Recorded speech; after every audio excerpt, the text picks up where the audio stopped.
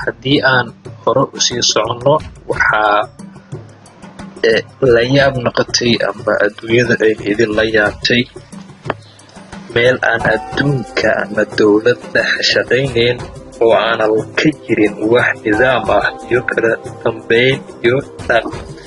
iyo kala dambeyn in dhaqaalaha waddankaasi uu sare u kaco.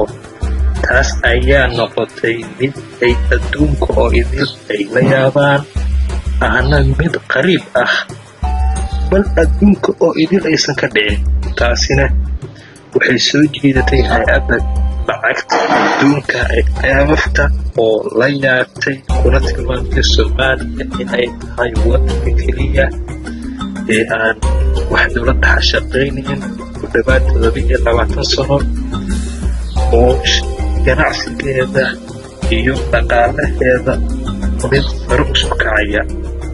hay-adda ayaa ku tilmaamtay mid Soomaaliya adduunka oo idil ka duwan ahna midka keliya ay iskoorkaas sameeyey sida caadiga ah.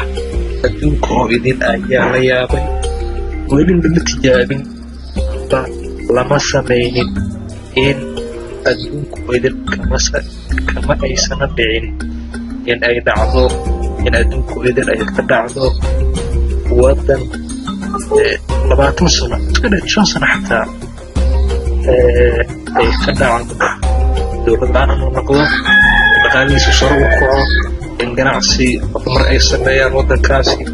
kama dhicin Soomaaliya keliya ayaa keliga u ah bayna soo jiidatay caalamka oo idin. usbuucan ayaa noqotay midka keliya lala yaabo, hadalhaynta ugu badanna laga hayo. arrintaasi ayaa ugu weyneyd maanta barnaamijkeena.